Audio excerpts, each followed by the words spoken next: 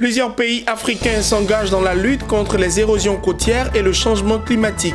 22 ministres de l'Environnement ont signé ce mardi 4 protocoles additionnels lors de la deuxième conférence des plénipotentiaires de la Convention d'Abidjan. Les habitants de la cité Sikoji Azito de Yopougon-Nyongo dénoncent un abus de confiance des responsables de la société de construction et de gestion immobilière. Des détails dans ce journal. Lomé, la capitale du Togo, a abrité la 5e édition des Awards des ports africains. Les résultats présentés dans cette édition. Mesdames et messieurs, merci de nous rejoindre pour le journal. 22 ministres africains de l'environnement sont réunis en Côte d'Ivoire du 1er au 4 juillet dans le cadre de la deuxième conférence des plénipotentiaires de la Convention d'Abidjan. Cette convention est relative à la coopération en matière de protection, de gestion et de mise en valeur du milieu marin et côtier du versant atlantique de l'Afrique. Ce mardi, les parties prenantes ont procédé à la signature de 4 protocoles additionnels reflétant les préoccupations nationales des pays membres. Le reportage de Tima Traoré, commenté par Ariane Touré. C'est encore à Abidjan. La pollution due aux sources et activités terrestres, les normes et standards environnementaux liés aux activités pétrolières et gazières offshore, la gestion intégrée de la zone côtière et la gestion durable de la mangrove. Tels sont les points principaux sur lesquels porte la signature des 4 protocoles additionnels de la Convention d'Abidjan. La signature de ces protocoles constitue le cœur de la conférence des plénipotentiaires du 1er au 4 juillet à Abidjan.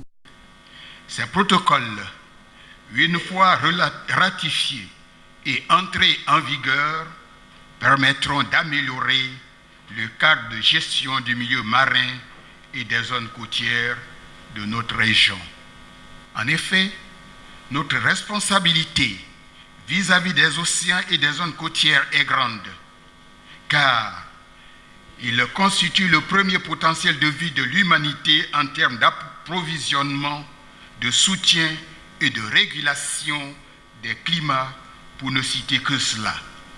Selon ses membres, la Convention d'Abidjan constitue un cadre juridique global pour la protection et la gestion du milieu marin et côtier du versant atlantique de l'Afrique. Et cela est une lueur d'espoir pour Aoulaye Tanoé Amon, roi de Grand Bassam, une des villes de Côte d'Ivoire victime de l'érosion côtière. Nos populations vous observent et attendent énormément de vos assises et surtout de la mise en œuvre des propositions. Même si les décideurs sont mobilisés pour la signature de ces différents instruments régionaux, les membres de la Convention d'Abidjan invitent les populations à s'approprier ce combat de lutte contre les changements climatiques. Il faut le souligner, la Convention d'Abidjan est un produit africain. Et il faut que chacun de nous approprions ces mécanismes pour que cela ne soit pas simplement une volonté des États, mais que cela devienne un choix réel politique des États. Il faut associer le plus grand nombre, il faut vulgariser la Convention d'Abidjan. Il faut qu'elle soit connue, il faut qu'elle soit soutenue. Depuis plus de 6 ans, la Convention d'Abidjan a accéléré le processus de développement d'instruments régionaux de coopération. Par la signature de ces protocoles, les différentes parties prenantes se sont engagées à mobiliser les partenaires pour la mise en œuvre des plans d'action. L'ambassadeur du royaume chérifien en Côte d'Ivoire, Abdel Malek Ketani, a visité l'ANADER, l'Agence nationale d'appui au développement rural. L'objectif était d'évaluer les accords de coopération dans le secteur agricole, mais aussi jeter un regard sur la collaboration dans différents domaines d'activité existants entre la Côte d'Ivoire et le Maroc. Des échanges ont eu lieu entre le diplomate marocain et le directeur général de l'ANADER, Sidiki Sissi. Lucien Sbokwa et Marius Seri ont pris part à cette rencontre.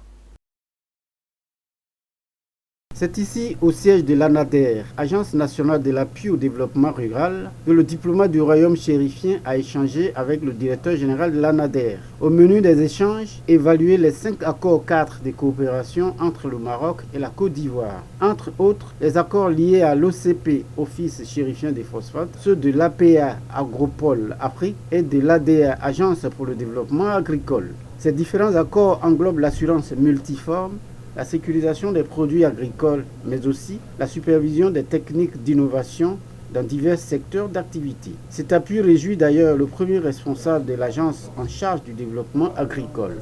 L'apport que le royaume chérifien apporte à la Côte d'Ivoire pour le développement de son agriculture se traduit sur le terrain. C'est des sillons qui ont été tracés par leur excellence, nos deux chefs d'État, et il nous appartient, à partir de notre ministère de l'Agriculture, de pouvoir le mettre en pratique sur le terrain. Pour le diplomate du royaume chérifien, l'expérience marocaine enrichit certes la recherche ivoirienne, mais son pays est disponible à mutualiser les expertises pour relever les défis à venir. Comme vous le savez, l'agriculture est très importante dans nos deux pays respectifs. Dans plus de 45% de Marocains et plus de, je crois, 50% d'Ivoiriens qui vivent de l'agriculture. Nous sommes ensemble pour développer ces secteurs vitaux pour l'avenir de nos pays et pour l'émergence de nos deux pays respectifs. Une projection des films institutionnels de l'ANADER, Agence nationale de l'appui au développement rural, et des présents remis aux diplomates marocains ont ponctué les échanges. Créée dans les années 1970, l'ANADER est devenue en 1998 société anonyme avec 35% de l'État. Elle a pour mission de contribuer à l'amélioration des conditions de vie du monde rural. Elle se charge aussi de la professionnalisation des exploitants et des organisations agricoles pour un développement durable maîtrisé. Le ministre ivoirien de l'équipement et de l'entretien routier a effectué une visite de chantier ce mardi à Abidjan. Amédée Kofi Kwaku est allé s'enquérir de l'avancement des travaux de réhabilitation du pont Félix Houphouët-Boigny, un pont dont les travaux avaient été lancés le 6 avril 2018 par son Excellence Amadou Gon Coulibaly, Premier ministre de Côte d'Ivoire. Ariane Touré et Augustin Kra. Au pas de course, ce mardi, Amédée Kofi Kwaku, ministre de l'Équipement et de l'Entretien routier, est en visite de chantier d'infrastructures censé donner un autre visage au district autonome d'Abidjan. Comme ici, sous le pont Félix Houphouët-Boigny, à l'entrée de la commune du plateau centre des affaires, les travaux de la réhabilitation du pont Félix Houphouët-Boigny d'Abidjan vont bon train un an après son lancement. Le ministre de l'Équipement et de l'Entretien routier s'y est rendu pour s'imprégner de l'état d'avancement des travaux. Nous sommes sur l'un des appuis où il y a les 4 premiers pieux qui sont en train d'être réalisés. C'est-à-dire les pieux sont les éléments qui descendent dans le sol qui vont permettre donc de supporter donc l'ouvrage, le pont. Alors sur les 4 premiers, il y a 3 qui sont en train d'être réalisés, il y a 2 qui ont été déjà bétonnés. Vous avez assisté tout à l'heure à la descente de la cage d'armature du 3e. Nous pensons que les travaux avancent bien. Nous avons tenu à féliciter l'entreprise. Ce que les Ivoiriens attendent, c'est que les travaux aillent très vite, que les travaux se terminent rapidement. Lancé le 6 avril 2018 par le Premier ministre ivoirien Amadou Gon Coulibaly, la réhabilitation du pont Félix Houphouët-Boigny consiste au renforcement des fondations en lagune par la réalisation de 56 nouveaux pieux et à la réhabilitation totale des caissons qui supportent les trafics routiers. On est dans une bonne phase, malgré les retards pris, nous sommes en accélération de manière à rattraper ce retard et tout est planifié pour tenir l'objectif. Le pont Félix Houphouët-Boigny, d'une longueur totale de 550 mètres, est constitué d'un ouvrage principal en caisson franchissant la lagune ébriée de 372 mètres de long et de 2 ouvrages d'accès terrestre de 89 mètres de long chacun. Les travaux de réhabilitation du pont Félix Houphouët-Boigny d'Abidjan permettront ainsi d'améliorer la sécurité des usagers du pont, la fluidité de la circulation des personnes et des biens et de la productivité des activités économiques.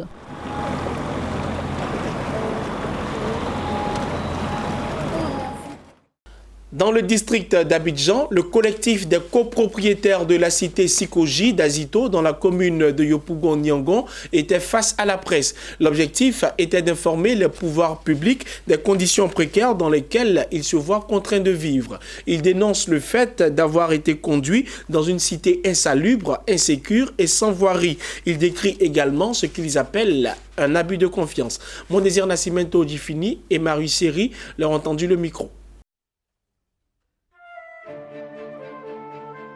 Voici les images présentées aux copropriétaires de la cité Azito Niangon dans la commune de Yopougon à Abidjan. Une cité verte avec toutes les commodités et ils y ont souscrit. Ce sont des appartements dont le coût d'acquisition varie entre environ 24 à 40 millions de francs CFA. Après avoir soldé le prix d'achat total, voici là où ils sont conduits.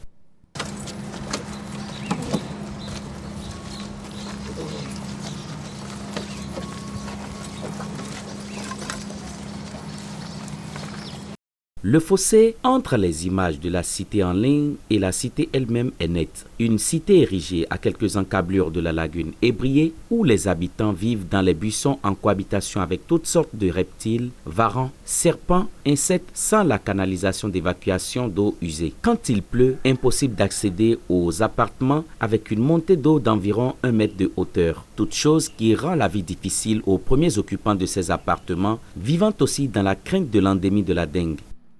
Nous sommes déçus de la CECOJ. Ils nous ont amadoués, c'est ce on peut dire. Parce que on nous a fait rêver, on nous a montré des maquettes, vraiment des rêves. On vient, c'est même pas la réalité. On ne peut pas habiter ici. On voit des serpents partout. Nos enfants ne peuvent pas vivre ici. Parce que quand on dit CECOJ, c'est quelque part aussi l'État. On peut dire que l'État aussi a bouffé dans cet argent que nous avons versé. Aujourd'hui, on ne voit rien. On ne voit rien, on pourrait aller dans d'autres opérations immobilières, mais comme ils ont dit CECOJ, c'est pour l'État, c'est pour ça qu'on a adhéré. Aujourd'hui, on est dans toutes sortes de problèmes. Ils cherchaient des clients. Vous allez vivre dans une cité où il y a l'harmonie, il y a la verdure, vous allez avoir un clubhouse. Certains même qui ont les moyens vont payer leur jet ski et se promener sur la lagune. Une cité avec école, une cité avec, comme j'ai dit tout à l'heure, un clubhouse. Mais aujourd'hui, c'est zéro. Il n'y a rien de tout cela. Il n'y a rien de tout ça. On ne peut même pas vivre ici. Pour le collectif des copropriétaires, les appartements vendus en ligne à grand pompe de publicité ne satisfont pas en réalité les exigences. Ce sont des maisons construites avec des pare-cotilles. Après avoir demandé en vain la reprise des travaux aux différents directeurs qui se sont succédés à la tête de la CECOJ, le collectif des copropriétaires a choisi la voie des médias pour se faire entendre. Les camarades du collectif ont négocié avec la CECOJ et la SODECI et aujourd'hui nous avons l'eau.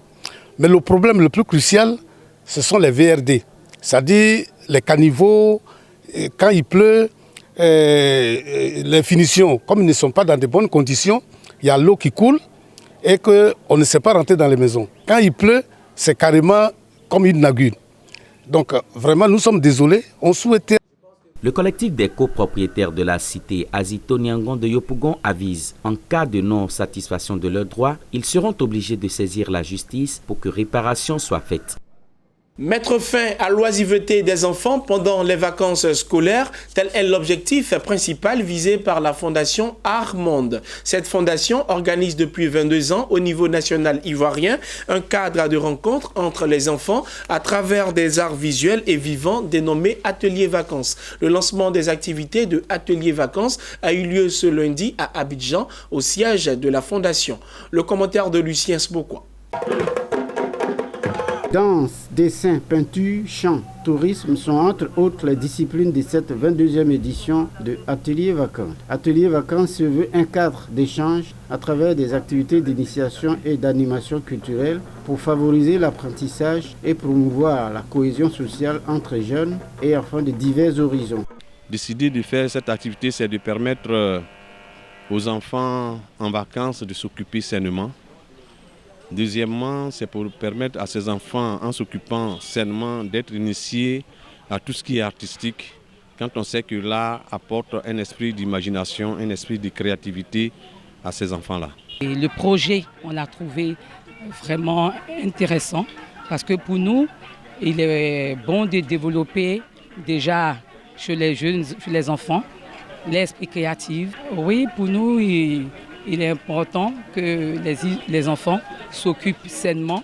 Du 1er juillet au 24 août, les activités de Ateliers Vacances vont se dérouler dans plusieurs villes de la Côte d'Ivoire. Il s'agit de Zouenoula, Korogo, Tabo, Saint-Fra, Abangourou et Abidjan. Les enfants et jeunes de 0 à 18 ans, scolarisés ou non, issus des quartiers, villes et villages sans distinction, sont invités à cet atelier.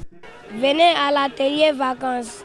L'Atelier Vacances, C'est un endroit où on peut bien s'amuser, où on a des danseuses, des tambourins, où on peut dessiner. Je suis à atelier vacances pour la danse, la peinture et le chant. Je dis à tous mes amis de venir à atelier vacances pour faire différentes activités.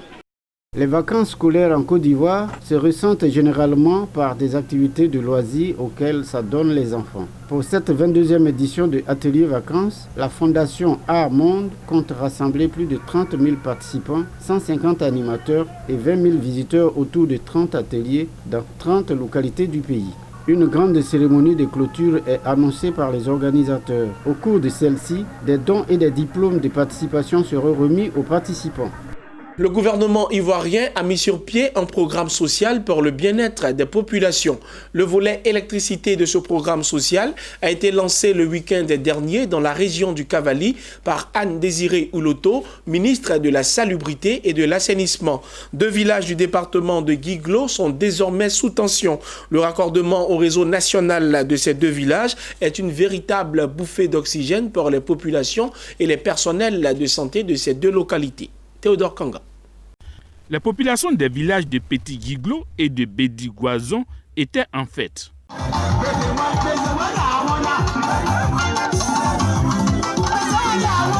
Pour cause, ces 2 villages viennent d'être raccordés au réseau électrique national. La mise sous tension de ces 2 villages s'est déroulée ce samedi 29 juin 2019 par Anne-Désirée Ouloto et le représentant du directeur de Côte d'Ivoire Énergie en présence des nombreux cadres et des populations de la région venus partager leur joie avec les habitants de ces 2 villages bénéficiaires du programme social du gouvernement. Ces 2 villages viennent d'être mis sous tension sur instruction de M. le Président de la République et de M. le Premier ministre. Ce programme s'inscrit donc dans l'initiative du gouvernement tendant à électrifier toutes les localités du pays avant la fin de l'année 2020. Et donc c'est dans cette dynamique-là que de 8 villages électrifiés.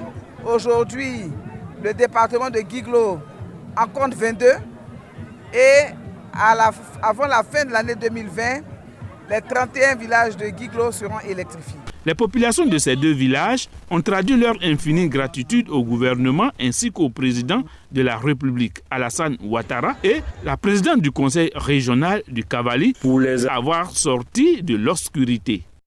Je suis vraiment très contente de ce que nous avons reçu, la lumière dans notre village.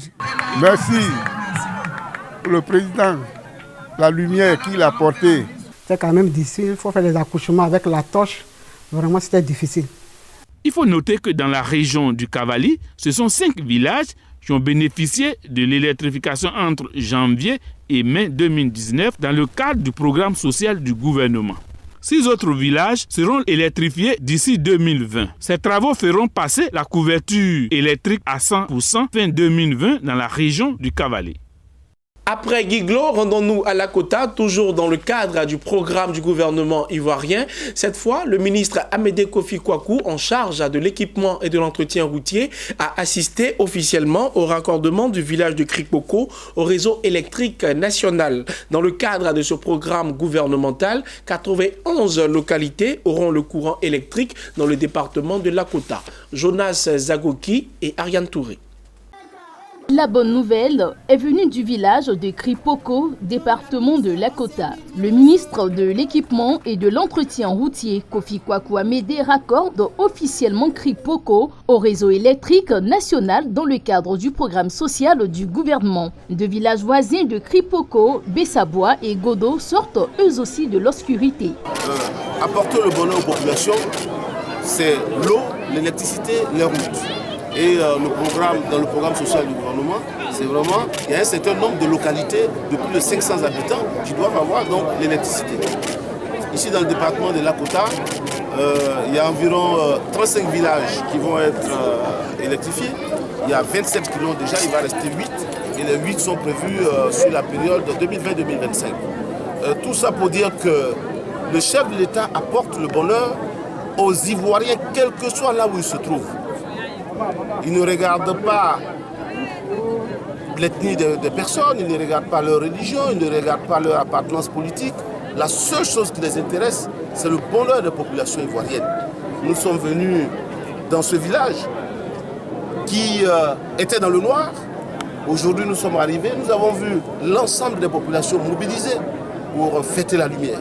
Sur un total de 98 localités, 91 auront le courant électrique dans le département de Lakota et les 7 autres inscrites dans des programmes de la période 2020-2025. Afin de parvenir à l'accès de tous aux services électriques de qualité, le gouvernement ivoirien a mis en place en juillet 2013 le programme national d'électrification rurale. Un programme qui a permis d'accélérer le rythme d'électrification des localités et de réduire les disparités régionales en matière d'électrification. La réalisation de ce programme sur la période 2011-2018 a permis de donner le courant à 2122 localités. À titre de comparaison, sur la période de 1960 à 2011, soit 51 ans, ce sont au total 2877 villages qui ont été électrifiés en Côte d'Ivoire. Nous l'annoncions dans les titres, Lomé, la capitale du Togo, a abrité récemment la 5e édition des Awards des ports africains. Il s'est agi de primer les ports et les actionnaires de l'industrie portuaire, les meilleurs ports de transit en conteneurs et en productivité, ou encore les meilleurs ports en trafic import-export sont désormais connus. On les découvre dans cet élément. Promouvoir les ports africains en informant sur leurs performances et leurs données statistiques, tel est l'objectif des Awards des ports africains, APA. La 5e édition a eu lieu à Lomé au cours du dîner gala de clôture de la 40e session ordinaire de l'Association de gestion des ports de l'Afrique de l'Ouest et du Centre, l'AGPAOC. L'excellence et le mérite des acteurs du monde portuaire ont été célébrés sur la base de critères techniques d'évaluation regroupés en 3 axes pour 7 distinctions. Après cette édition, nous avons pu produire la performance des ports depuis 2016, 2017, 2018 et faire les classements par catégorie. Meilleur port de transbordement, meilleur port de transit, meilleur port en progression de trafic, meilleur port en tenant conteneur, meilleur port en productivité tenant conteneur et acquis. Les données existent. Parmi les ports récompensés, le port d'Owando au Gabon enregistre le meilleur taux de progression du trafic import-export en 2017-2018. Le port autonome de Lomé, lui, s'adjuge le meilleur prix de trafic transbordement. Les ports d'Abidjan et de Cotonou sont respectivement primés prix de progression trafic import-export et prix du meilleur port de transit. Le Ghana, avec ses 2 ports, le port de Tema et le port de Takoradi, repartent respectivement avec le meilleur prix de trafic conteneur et trafic vrac solide. Nous sommes vraiment très contents d'avoir été reconnus pour ces 2 prix et on espère travailler de plus en plus pour pouvoir faire mieux et prochainement avoir plus de prix. Nous avons été distingués et on maintient le cap. 2016 on a reçu, 2017 on a reçu, on vient d'avoir pour 2018. Et nous allons poursuivre dans cet élan pour maintenir toujours notre place dans ce domaine-là. Plusieurs récompenses spéciales ont été attribuées au chef d'État Macky Sall du Sénégal, Faure Gnassingbé du Togo et Nana Akufo-Addo du Ghana pour leurs divers engagements en faveur du développement des ports de la sous-région ouest africaine. La fondation African Port Awards, organisatrice des APA, nourrit de fortes ambitions pour l'émergence des ports africains. La fondation, son ambition, c'est de construire cette base de données.